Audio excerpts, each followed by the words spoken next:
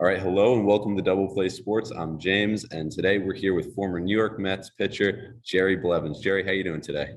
Good, James, man. Thanks for having me on. Always a pleasure to get to talk to some young fans of the game of baseball, and this should be an exciting year for Mets fans. I Oh see you yeah, rocking the hat, so absolutely. things are looking up.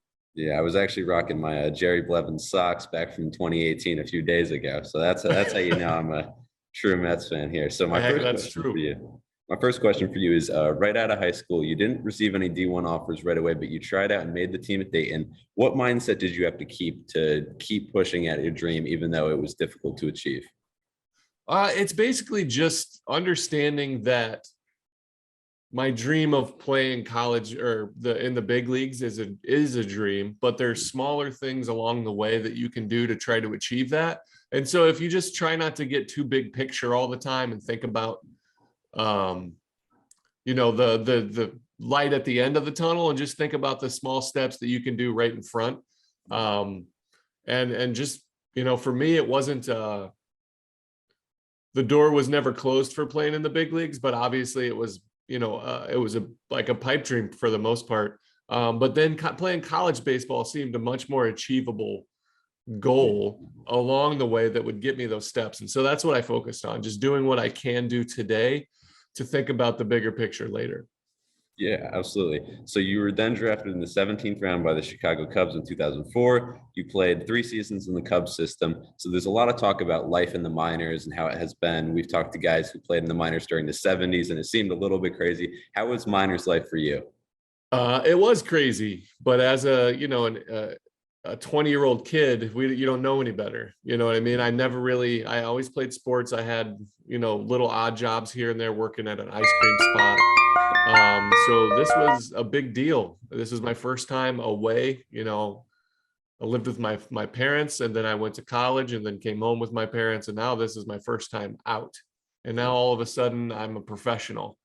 I made $850 a month my first year, and covering food. And I didn't know anything about money. I didn't know how to handle it, how to deal with it, how to balance a checkbook, how to keep track of your expenses, all that stuff. And so it didn't matter to me because I didn't know how much, craziness the minor league life was doing, especially to my pocketbook. But like, that's the thing for me. It was baseball, and it was awesome, and it was difficult and fun. It was a grind, and the kind of the hard parts about the minor leagues made the sweet parts about the big leagues even more enjoyable. Yeah, definitely. So on July 16th, 2007, you were traded from the Cubs to the Oakland Athletics in the Jason Kendall trade. What's the experience of being traded for the first time? I can only imagine how that is. Yeah, it was wild. That was a time, I had really kind of turned a corner at the end of the 2006 season, and I really figured out how to be the best version of myself as a pitcher. And so I'd have a lot of success from last year and then pushing into this year. And I was in AA. We actually had an off day.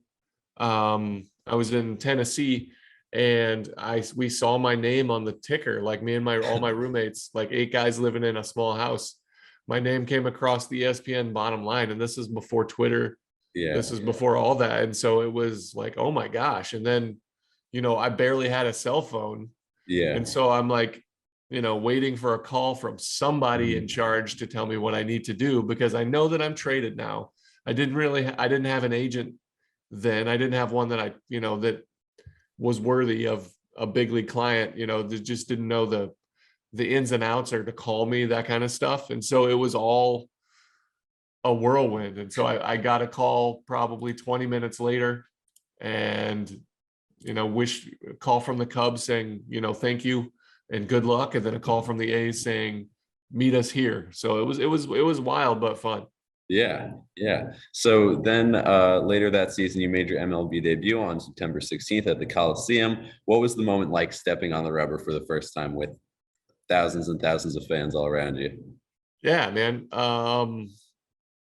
Like a surreal moment, like one that when you're in the moment, it feels pretty big, but you try to focus on the thing that you do your whole life, which is play baseball. And so I always focused on all right, my toes on the rubber.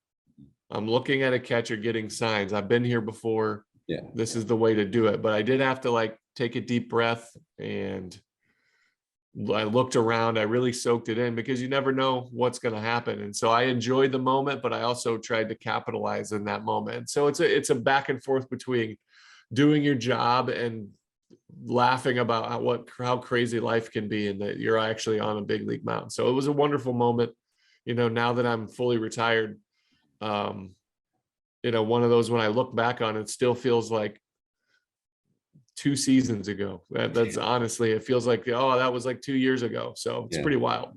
Yeah, absolutely. So you had a few solid seasons in the bigs, and then 2012 really just was top tier, fantastic season. A 248 ERA, only allowing 6.2 hits per nine. The A's made the postseason as well, and so you just talked about like trying to treat it like it's any other game, like you're just doing it. I know you try and do that in the postseason, but do the pressures ever get to you? No, man, that ironically enough, like I was always at my best in those kinds of moments. If you look at my career numbers in the postseason, first of all, the 2012 A's season, magical. It's like if you're an A's fan or a baseball fan in general, if you follow along with kind of some of the themes that happened in that 2012 season, we weren't supposed to win anything, and we chased down the two-time AL reigning pennant champs in the Texas Rangers all the way down to the last day of the season. And we won the division on that last day. So magical season. But I really figured out in the postseason kind of who I was. And I did a good job of, my biggest attribute, apart from like having a good curveball, was my mental strength and my ability to not let the moment get too big and just focus on what I can do to be successful pitch to pitch. And in the playoffs, that's where I excelled, because I was able to slow the game down and think about, all right, when you're a kid and you're in your backyard or you're out in the little league field and you're dreaming about facing off against big league hitters, you're never thinking about a July game, in the seventh inning. You're thinking about the bottom of the ninth in the World Series, Game 7. And so I just harnessed that energy and I harnessed those thoughts. And I'm like, I've been here before. I know exactly what it is that I need to do. And I also used it to my advantage, because I know in those moments that the guy hitting is feeling that pressure of like, it's a big moment. I need to do something big. And so I tried to capitalize off of that. Yeah. So from backyard wiffle ball to no runs allowed in 6 postseason appearances, that's a pretty amazing shift. So after spending 2014 in Washington with former Dayton Flyer Craig Stammen, I'm sure that would have been pretty cool. You were traded to the New York Mets. Only 3 weeks later, though, you suffered a fracture in your arm, which was then further injured. What mindset do you have to have when you figure out, like, okay, I have to make it back, but I have this injury stopping me? So what do you have to keep in your head while doing that? That's a tough one, man. That was a rough year for me. I'd never been on the DL before or since, apart from having a broken bone. And so I always say the two best abilities that I had as a big leaguer was reliability, which meaning when the manager handed me the ball, he knew what he was going to get from me and I was going to be consistent. And number 2 was availability. And so I took pride in doing the things that I needed to do that day to be able to take that ball for the most part, to throw in really a lot of games and situations.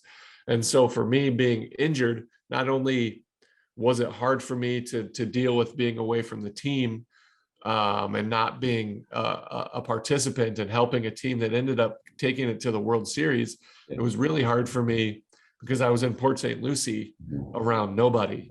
And so it was a mental battle. It was a really trying year. I learned a lot about mental health and being honest with yourself and facing against some of the demons, some of the fears that come with a tough situation like that. And so the mindset is to try to get better every day and to focus on what do I have to do today to get back on that field. And then when I refractured my arm, it was the end. It was like, all right. So that's when it really like took a new turn.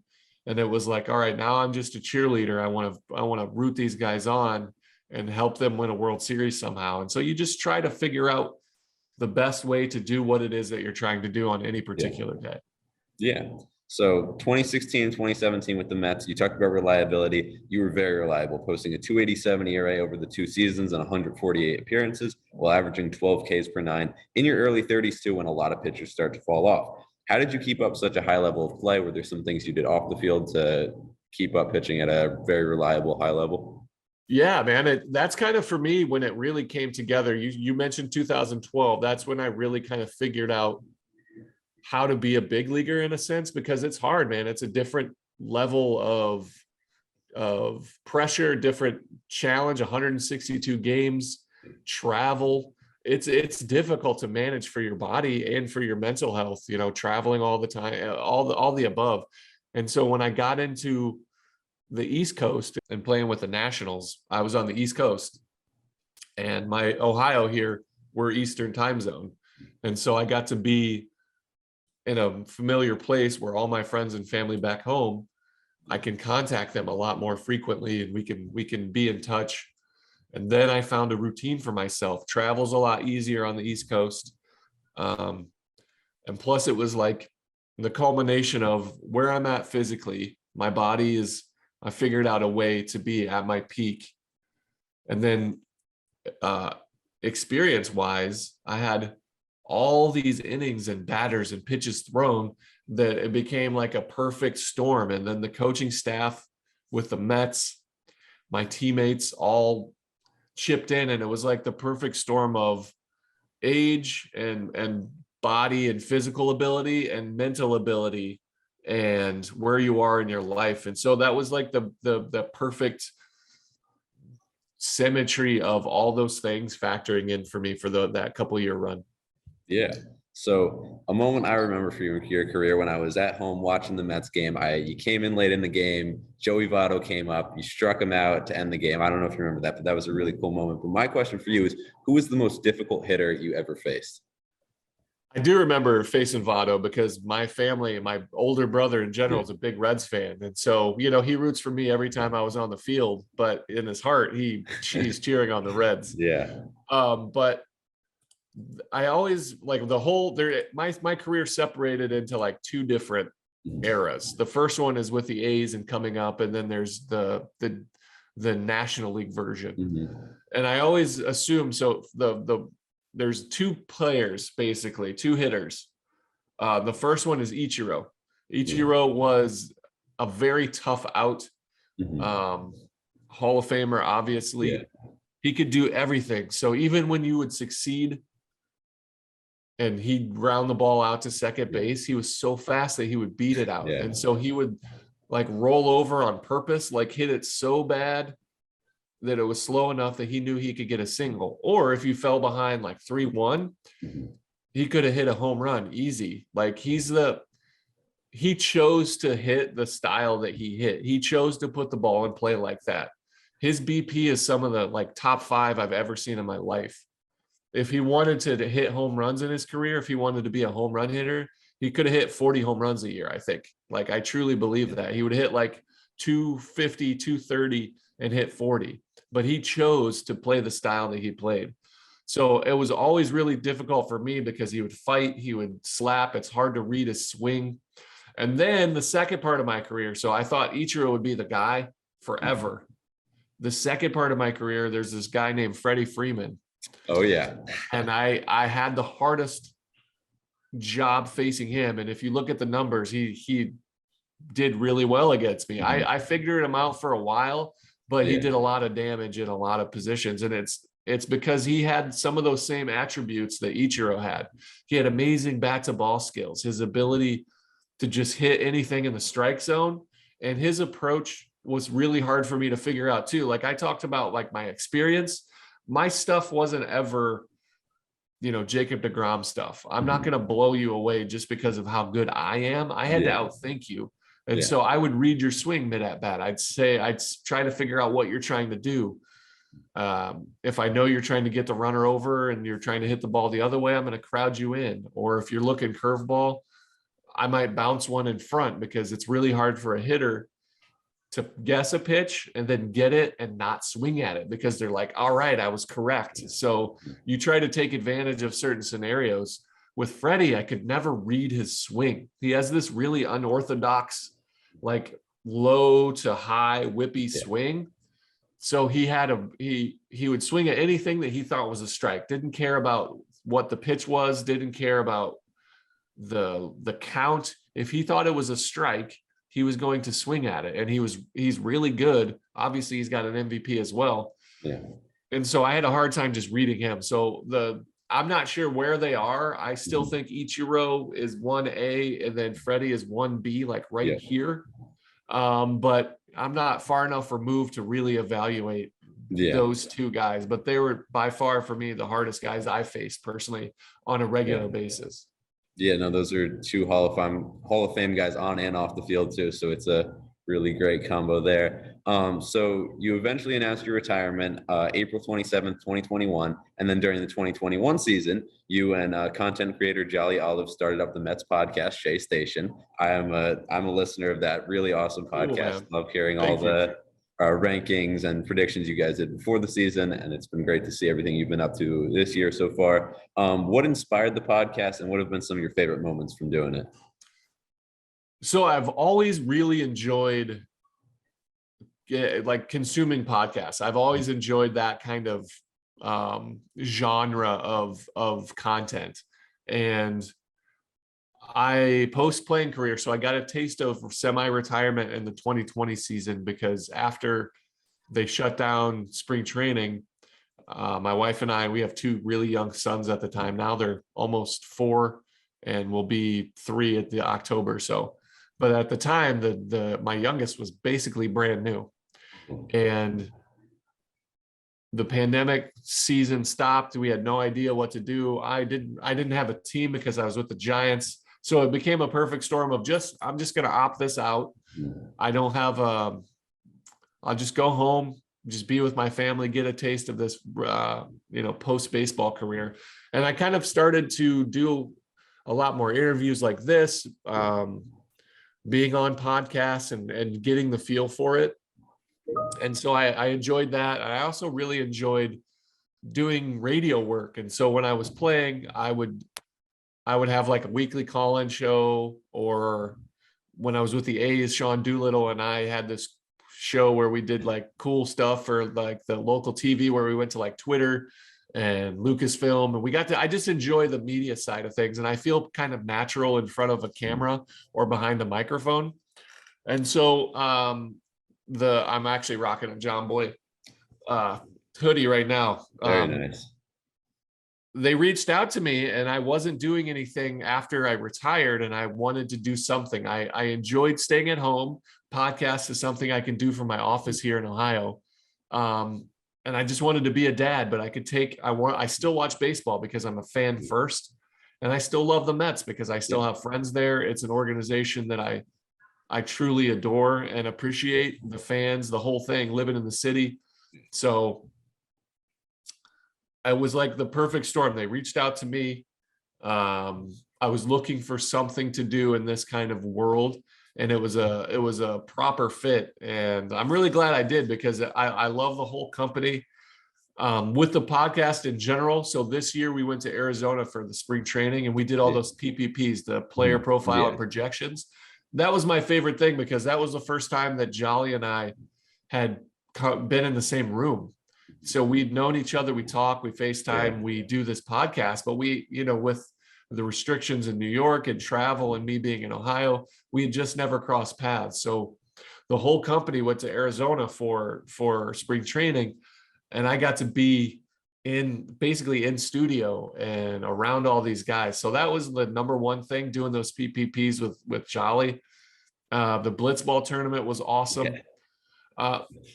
I just kind of love feeling, it's so weird to have a different part of my life be a part of somebody else's fandom. Like, I'm used to being on the field and being watched at and scrutinized, and kind of not scrutinized, it's not a bad thing, but people tend to feel like they know you from your performance, and that's fine.